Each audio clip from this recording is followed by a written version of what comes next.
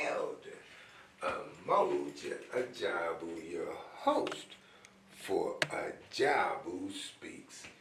And it also serves a dual purpose as being the political education for the Black Panther movement. And last week we talked about being the example.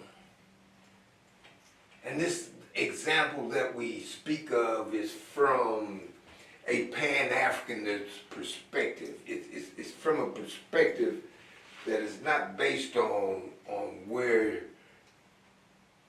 you were born. It's based on where you come from. And our we unapologetically speak to people that are indigenous to Ajabu, people call Africa. We unapologetically are speaking to the, now other folks can listen in, but we speaking to our people. From a Pan-Africanist perspective. So that means then, what is the thoughts that you ought to have that is pro-Africa, that benefits Africa, that benefits the people of Africa, no matter where you're located, whether it be America, South America, Canada, Greenland, Russia, or even over here in China and Asia, and Europe. I don't care where you are.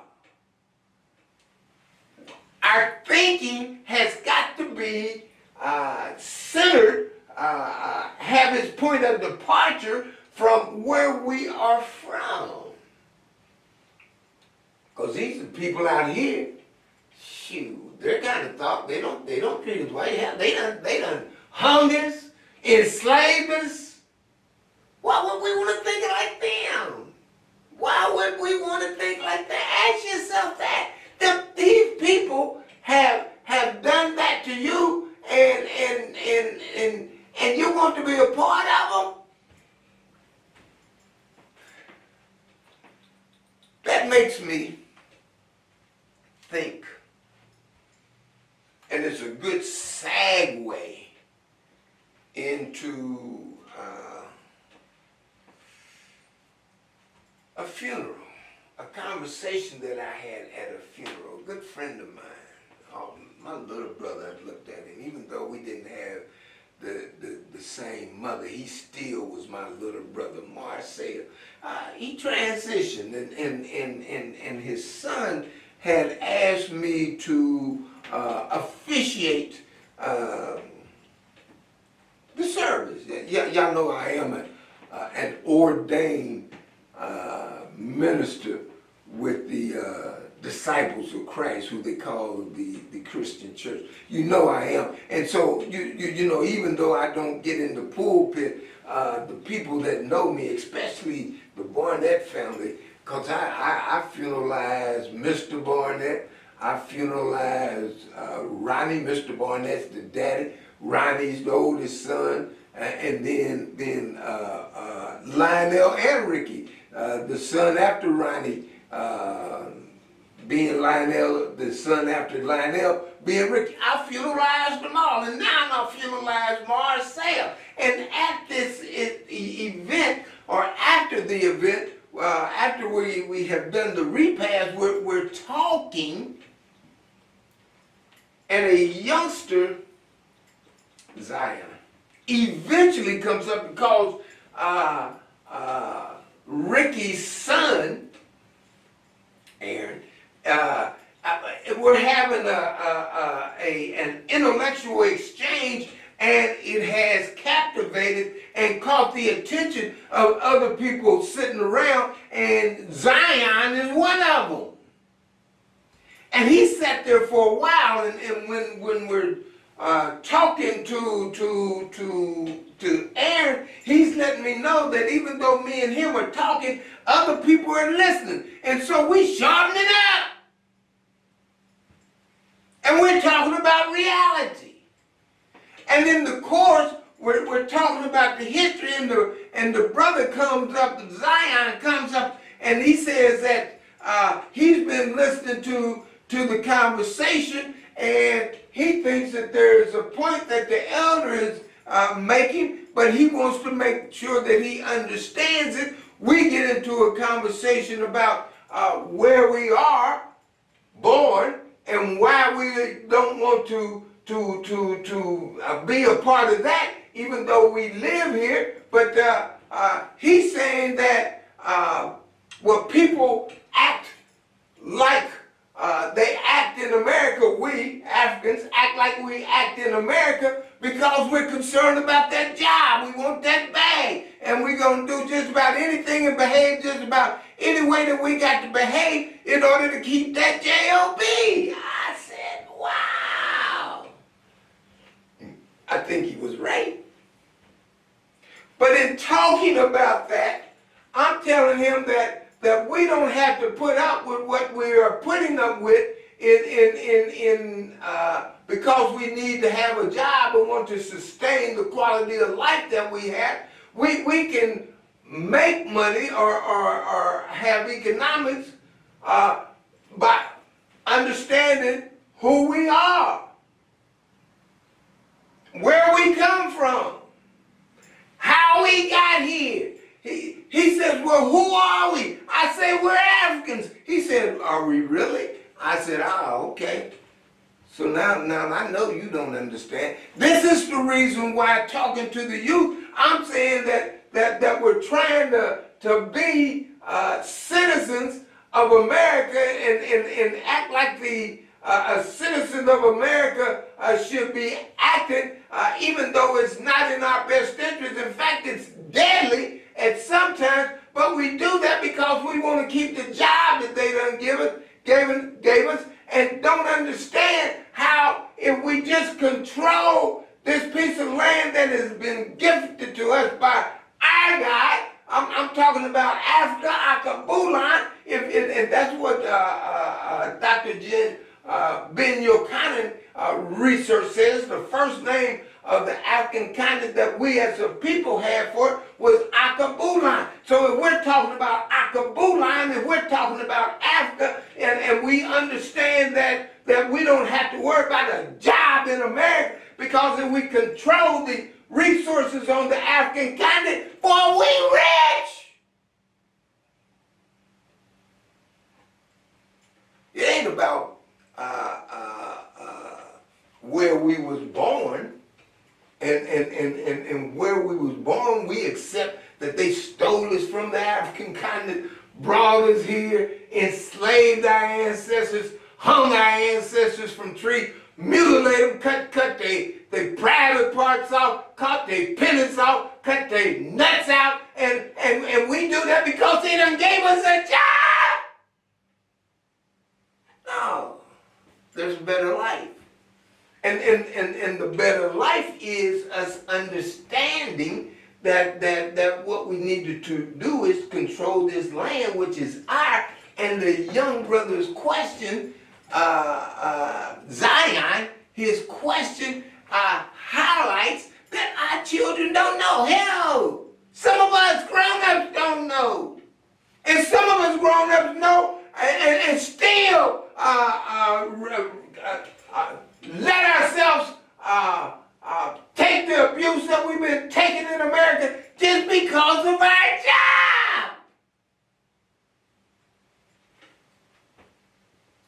So, in talking to Zion, I said, well, man, he said, how do you know that? I said, now, we may not know how humans got here into the world. I mean, there might be some question about that because, and we, have concept that there was a creation, but we don't really know. But we do know how we, and that we are Africans, because history is clear that the Europeans here they came from Britain by way of Spain to America and stole that land. Looks like my battery is going out, but stole that. But we know that history is clear that the people that were enslaved here in America, the Africans that were enslaved here in America, came from Africa. History is clear. But he don't understand that history.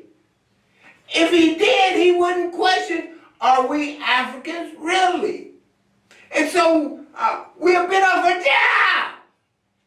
We're going to have to get on our jobs. Our children are just living. They don't understand that there is an ongoing story to this life. And they don't understand where they fit in that story. And so they will allow themselves to try to become partners with a country that has a history of enslaving them, hanging them in trees, mutilating them, raping their mama, killing their daddy, and you put up with all of that still because of a job?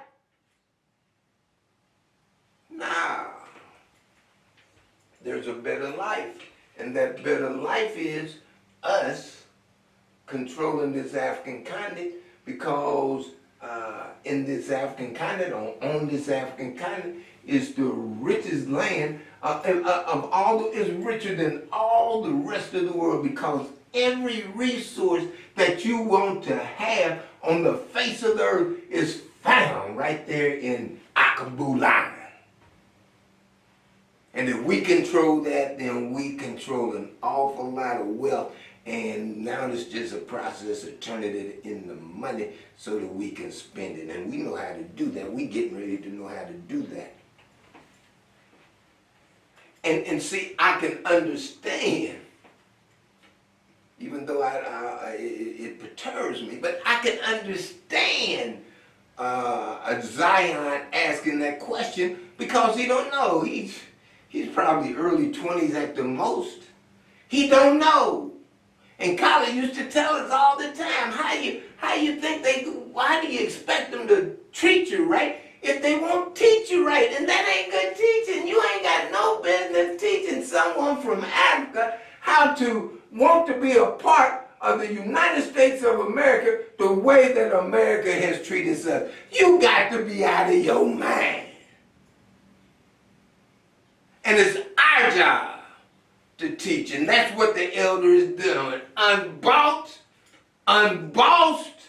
and unafraid of the truth, the whole truth, and nothing but the butt naked truth. And see now again, I can understand why Zion don't know, but I also understand that General Michael Langley, who is presently the commander for the United States military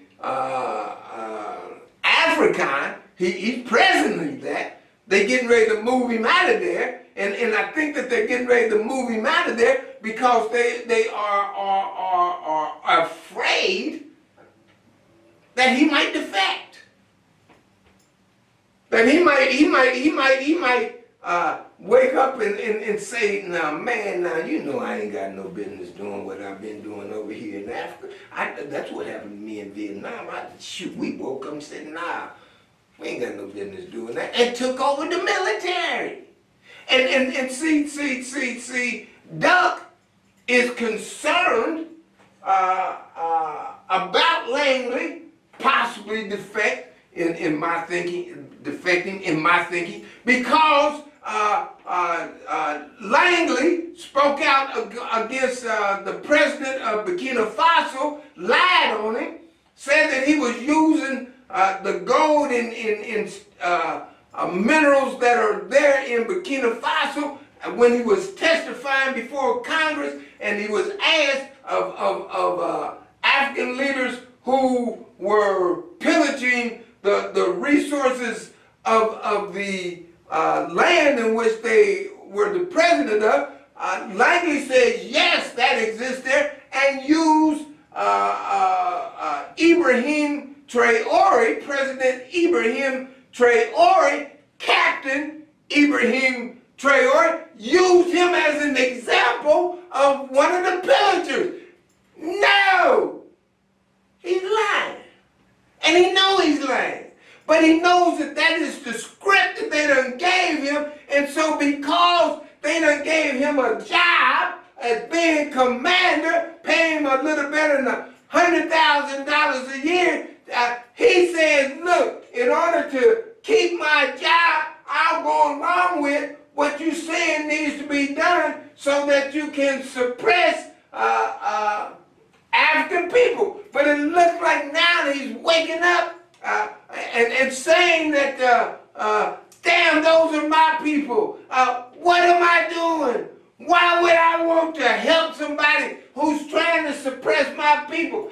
This is where I came from. That's quite possible that if I help them to kill people over there, I'll be killing some of my family. And I think he's waking up. Because when there was such an uproar about his comments about Brother Ibrahim Traore pillaging the resources over in Burkina Faso, the African voice raised very loud, hey, Michael, what you doing, man? How you one of us talking like that?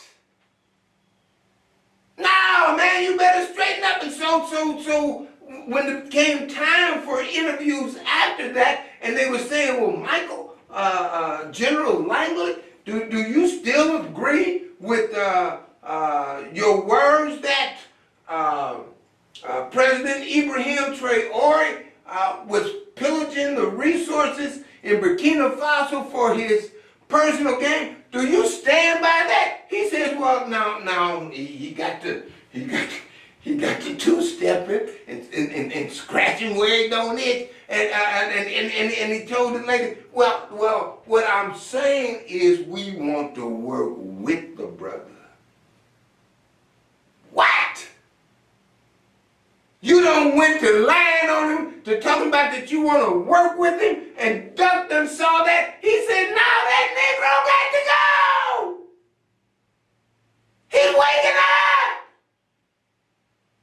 We can't have him leading our forces over on the African continent and beyond, and he's a woke Negro. Get his butt out of there.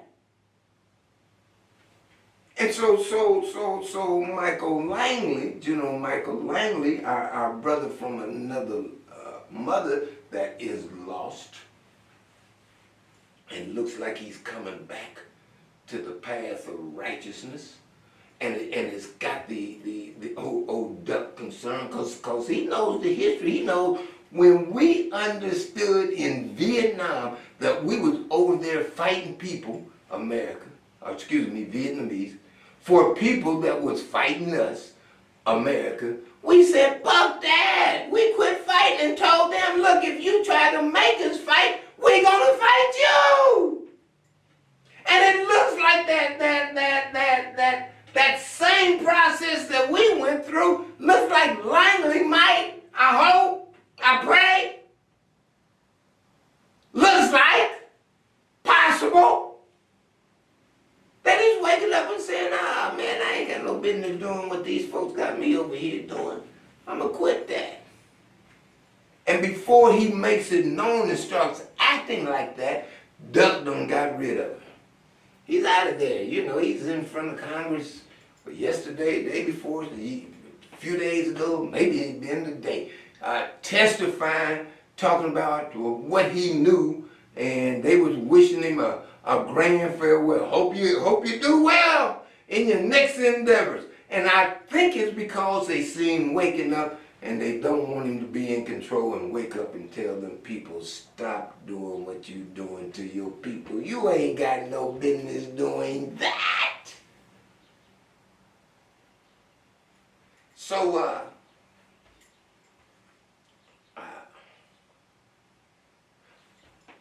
Duck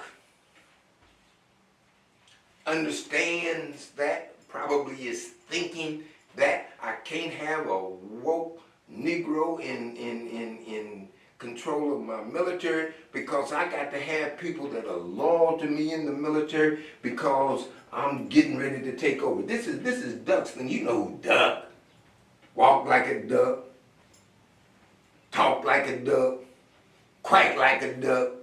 You know, Donald Duck. I just call him Duck. But Duck is looking at Langley waking up, and he's saying, no, I can't have a woke Negro over control of my military, especially my Africa command. I need people that are loyal to me because I'm in the process of a takeover. They think I'm playing, but I'm getting ready to take over America. That's Duck's thinking, and you see him testing that cognition, that line of thought out there in California. He done introduced he done federalized the National Guard, which means that he done took the troops that are under the governor and said, now look, no longer is the governor at the top of your chain of command. Now the president of the United States is at the top of your president game. Duck, now you answer to Duck. Now you answer to me. And so now he's taking them over and introduced them into the streets of L.A. because he says that there's people in that city illegal, and we're going to get them out. We're not only going to get them out of there, we're going to get them out all over America, but we're going to start right there. And I'm going to use that as an excuse to be able to introduce troops all over America, and they will be loyal to me, even though there's not an issue, but they don't understand that the issue is not really about expelling illegal immigrants. It's about Duck trying to take control, and he's using that as a something to take your mind off of really what's going on, and I can't come up with the word right now, but he's using that as a distraction. He's keeping you distracted over here and and telling you that the reason he's doing what he's doing is because of illegal immigrants, and he's not telling you that this is the process that he's using to take control. And I mean, it's the same thing that Hitler done in Germany. He got elected, put the people that were loyal to him in the positions of power, and then when it came time to take over, he done paid them.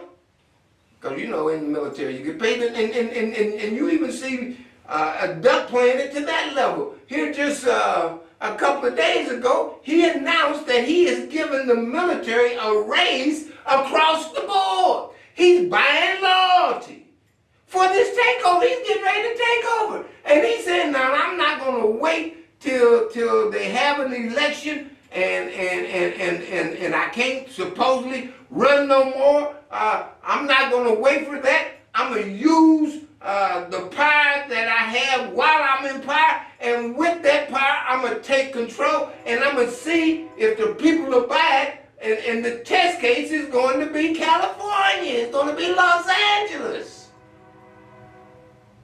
That's what Doug is doing right now. And you better wake up to it. And you better get ready.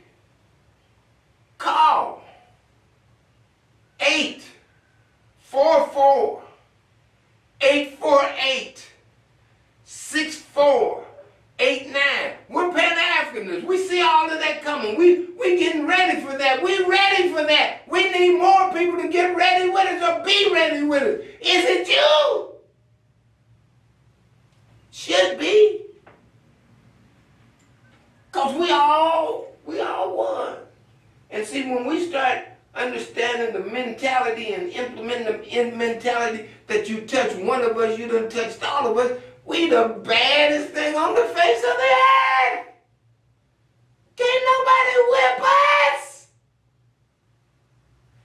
Call the number 844-848-6489. It's time to wake up. It's time to get up. And it's It's time for us to be about our business. It's time for us to do for self. And part of doing the self is not only feeding ourselves, but clothing ourselves, sharing, sheltering ourselves, and defending ourselves. That's the example that I spoke about last week, and we want to be the example, a moral example. We don't want to be a thief like these people are right here in America. They stole that land from indigenous people. Columbus talking about he discovered America, and he talking to some people on the land. How you discovered it? You just now found out about it, but you didn't discover it. People was there before you got there, and he got there and wiped them out. Just killed them all. Damn it. We don't want to be a part of that. We don't want to identify with that. We're better than that. God has granted us territory towards that we don't have to do that to have some land. All we got to do is just control the land that we have. And the brothers in the Sahel have picked up the weapon and saying that they are Pan-Africanists, and this land is going to be used for Africans, and you white folks, whether you be French or Americans, the European Council, white folks. Not so much in white folks up in Russia, but these white folks around here, he said that no longer are you going to be allowed to be on this land and steal the resources for the benefit of your people and at the expense of mine. No, fuck that! We ain't doing that no more. You got to find something else to do. And we're going to start governing ourselves. And we're going to stand by our brother in Ohio, Rodney Hinton, who the police shot his brother down, and he went out and got him a car. He went out and dropped him a car. Amen! Black power! His son's life was worth at least one of them cops' life. At least! Yeah, I'm unbought. I'm bossed. And unafraid of the truth. The whole truth. And nothing but the butt-naked truth. It's time to quit playing with them. And it's time for us to stop them from playing with us. It's a deadly game. And ain't no sense of us dying just because we black.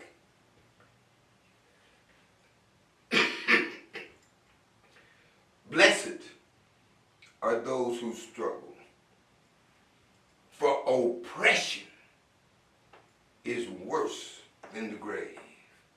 It's much more noble. Now the last poet said, die for a cause. But I changed that word. You can do nothing and die. No, it's much more noble to kill for a cause. You can't let the police continue to shoot our babies down in the street. Yeah, it's time for that to stop. And if we got to kill you to stop it, so be it.